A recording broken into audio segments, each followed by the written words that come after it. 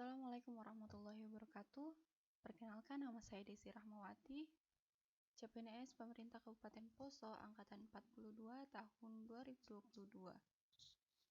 Di sini saya ingin sedikit bercerita tentang learning journal hari pertama dengan materi manajemen ASN dengan tutor Dr. Asmina SPD MPD.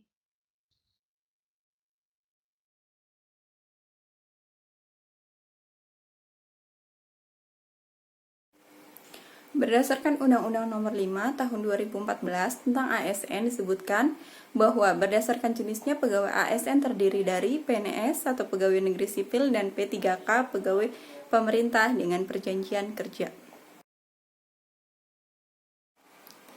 Tugas ASN yaitu 1. Melaksanakan kebijakan yang dibuat oleh pejabat pembina kepegawaian sesuai dengan ketentuan peraturan perundang-undangan. 2. Memberikan pelayanan publik yang profesional dan berkualitas. 3. Mempererat persatuan dan kesatuan NKRI. Hak dan kewajiban ASN.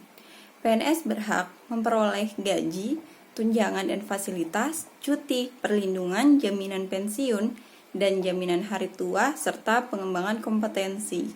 Untuk P3K ini yaitu berhak memperoleh gaji, tunjangan, cuti, perlindungan, dan pengembangan kompetensi. Berdasarkan pasal 92 Undang-Undang ASN, pemerintah wajib memberikan perlindungan berupa jaminan kesehatan, jaminan kecelakaan kerja, jaminan kematian, dan bantuan hukum.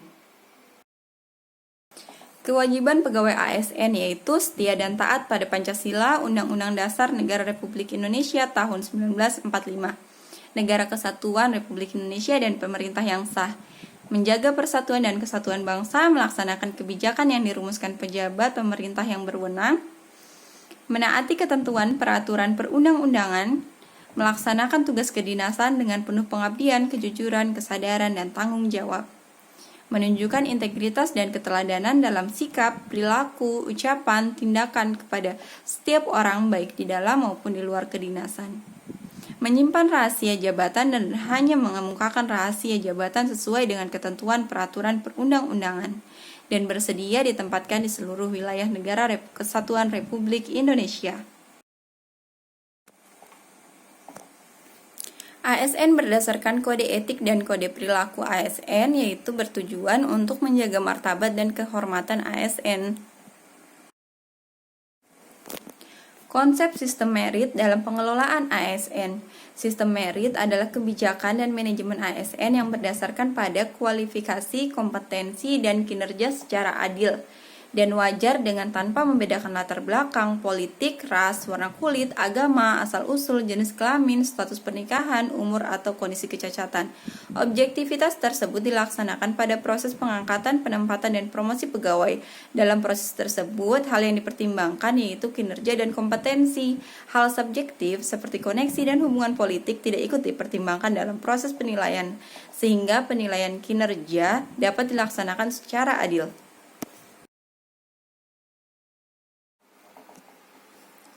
Tujuan merit yaitu digunakan untuk memastikan bahwa jabatan yang ada di birokrasi pemerintahan dapat diduduki oleh pegawai yang memang memenuhi persyaratan kualifikasi dan juga kompetensi, sehingga tujuan dari pembangunan terutama pada bidang SDM untuk mewujudkan ASN yang profesional, berkinerja tinggi, berintegritas, dan menjunjung netralisasi dapat terwujud.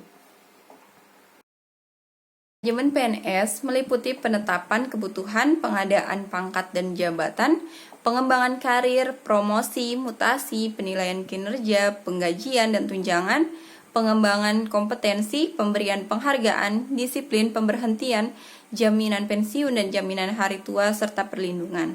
Sedangkan manajemen PPK meliputi penetapan kebutuhan, pengadaan, penilaian kinerja, penggajian dan tunjangan, pengembangan kompetensi, pemberian penghargaan, disiplin, pemutusan hubungan perjanjian kerja, dan perlindungan. Jabatan tinggi terdiri dari jabatan tinggi pratama, jabatan tinggi madya, dan jabatan tinggi utama. Pengisian jabatan tinggi utama dilakukan dalam tingkat nasional dan dapat berasal dari kalangan non-PNS, sedangkan pimpinan jabatan tinggi pratama dapat dilakukan pada tingkat nasional atau antar kabupaten kota dalam satu provinsi. Pengisian jabatan pimpinan tinggi dilakukan secara terbuka dan kompetitif. Masa jabatan pimpinan tinggi dapat diduduki maksimal 5 tahun kerja. Selama masa jabatannya, pejabat pimpinan tinggi harus memenuhi kinerja yang sudah diperjanjikan. Sebagai aparatur sipil negara, ASN memiliki wadah organisasi yaitu Korps Profesi Pegawai ASN Republik Indonesia yang bertujuan untuk menjaga kode etik profesi dan standar pelayanan profesi ASN, menumbuhkan jiwa Korps ASN sebagai pemersatu bangsa. Sistem informasi ASN adalah kumpulan informasi dan data mengenai pegawai ASN, disusun secara sistematis, menyeluruh, dan terintegrasi dengan basis teknologi.